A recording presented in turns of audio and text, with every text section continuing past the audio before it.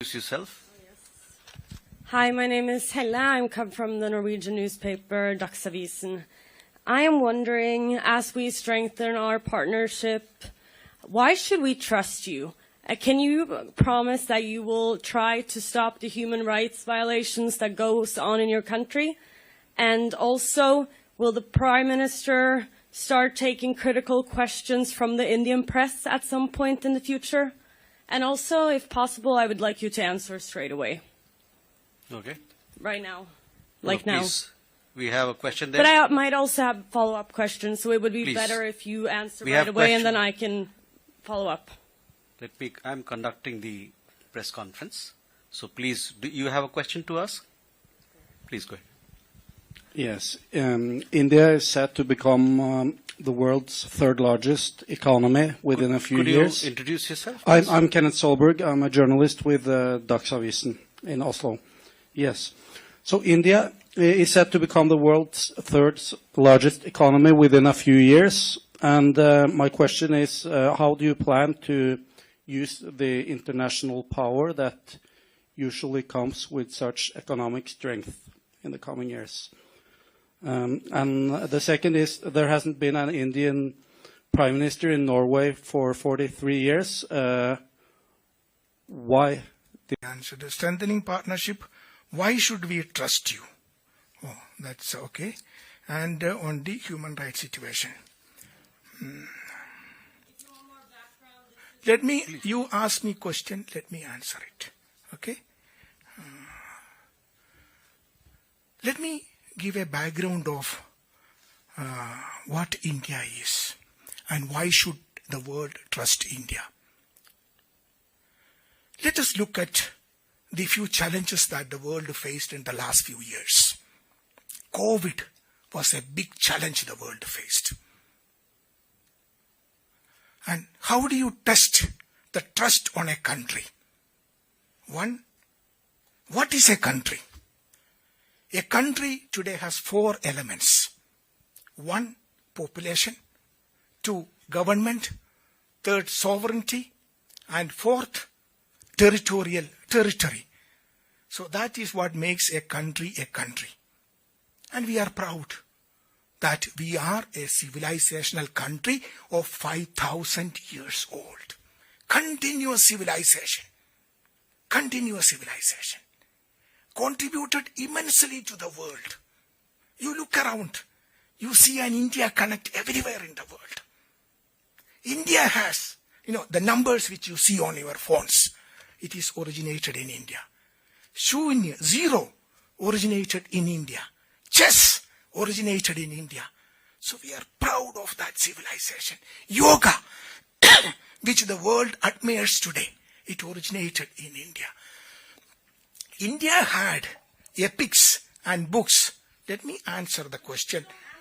Please don't interrupt me. You ask me a question, please. This is my press conference. You ask, why should a country trust India? Why should a country trust India? Why should a country trust India? Let me answer that question, please. So India is a civilizational country which has something unique which it offered to the world and it continues to offer to the world. Okay. So let me come back to the COVID which I mentioned. The whole world had suffered from COVID. What did we do? We didn't hide in the cave. We didn't say that we don't help the world.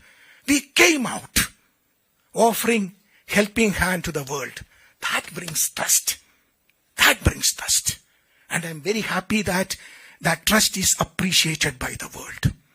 We supplied vaccines to more than 100 countries. That brings trust.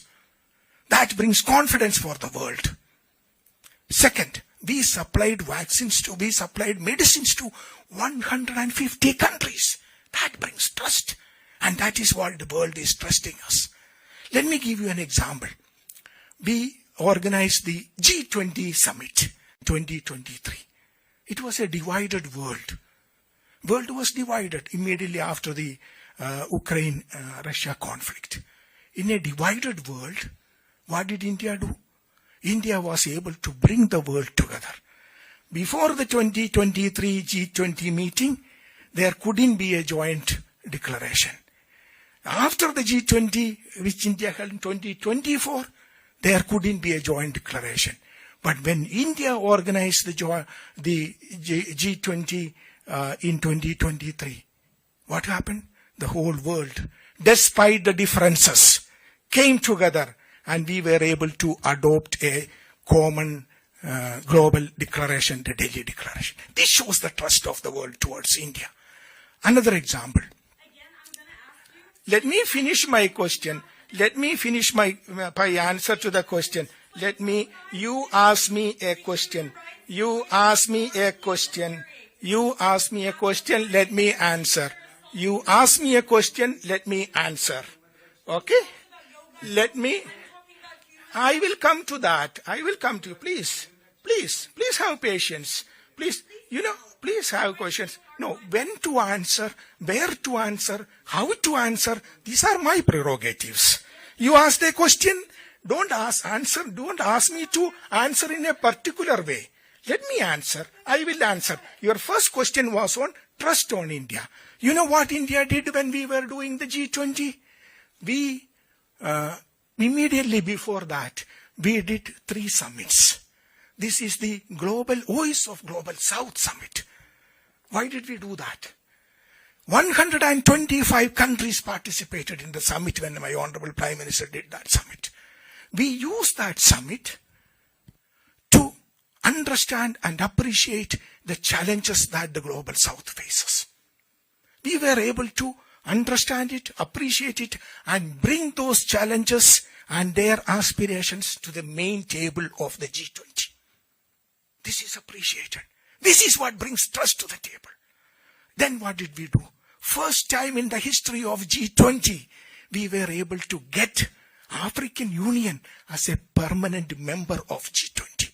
This brings trust to the table because we were able to get the aspirations and challenges of the entire African continent, which was ignored, brought to the main table of G20.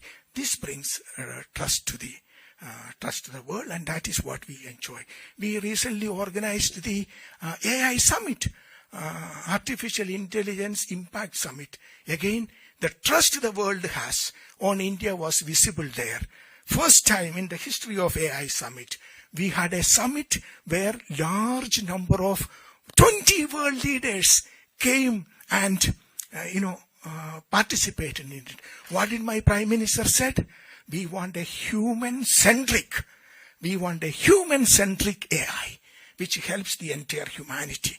That is what India is, and that is what is appreciated by the world. That brings in trust to the world. Now she has left, on the issue which is human rights. Let me mention this. India is a country which is based on a constitution. India is the largest democracy in the world.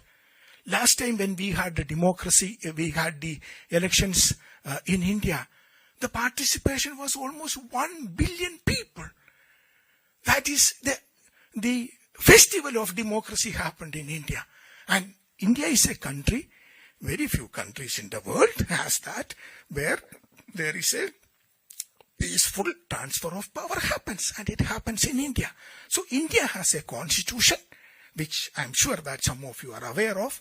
It was established immediately after our freedom struggle. Again, a freedom struggle led by Mahatma Gandhi. Peaceful way, peaceful, non-violent. That is why the United Nations celebrate his birthday, October 2nd, and International Non-Violence Day.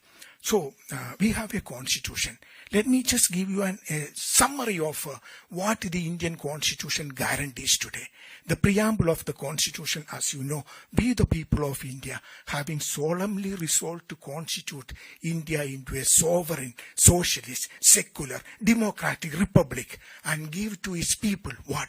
Justice, social, economic, and political, liberty of thought, expression, belief, faith, and worship, equality of status, equality of opportunity, integrity, dignity of the individual. This is what my constitution guarantees. And this is guaranteed through fundamental principles, fundamental rights, fundamental duties. A constitution which is respected by the people of India. Every day, when a civil service examination happens, when an examination happens based on merit, when an election happens anywhere in the country, we are celebrating the constitution. This is the beauty of India, and we are so proud of that. So every human being in India has a fundamental right, a right to go to the court if his right is infringed upon. This is the beauty of India, which we are very proud of. We hear a lot of people asking questions about why this, why that. But let me tell you this. We are 1/6 of the total population of the world, but not 1/6 of the problems of the world. We have a constitution which guarantees the rights of the people, fundamental rights of the people. We have equal rights for the women of our country, which is very important. In 1947, we gave the freedom to vote for our women. We won the freedom together, and day one itself. Many countries I know, the voting right for women came after several decades after India gave that freedom. This because we believe in equality. We believe in human rights. And what is the best example of human rights? The right to change government, the right to vote. And that is what is happening in India. We are so proud of that. But we have a constitution, as I said, which guarantees the fundamental rights of our people. If anyone whose rights are violated, they have the right to go to court. Some of you are from Indian media. You know how many stories appear. We have how many breaking news coming every day in the evening. At least 200 TV channels in Delhi alone, in English language, in Hindi language, and multiple language. People have no understanding of the scale of India. People have no understanding. They read, one or two news reports published by some God-forsaken, ignorant NGOs, and then come and ask questions. Don't worry about it. We are proud to be a democracy. We are a democracy. Actually, if you look at it, let me share something very interesting. India is a democratic society. It is not in 1947 we became democracy. We were a democratic society for centuries, for millennia, and we are proud of that. If you look at it in the history of India, which continues even today, you will see that whenever there was persecution anywhere in the world, they came to India, and Indian society accepted everyone. That is why we have this diversity in India. We embrace the world. We did not eliminate. We did not go for ethnic cleansing, which many countries today have only one religion, today only have one ethnicity. Why? Their forefathers eliminated the rest of them. That is not how we did it. Okay? We have diversity because we have tolerance. We have diversity because we embrace diversity. Whenever the world has faced problems, we welcome them. Same thing we did for COVID. So I think I explained it enough, no?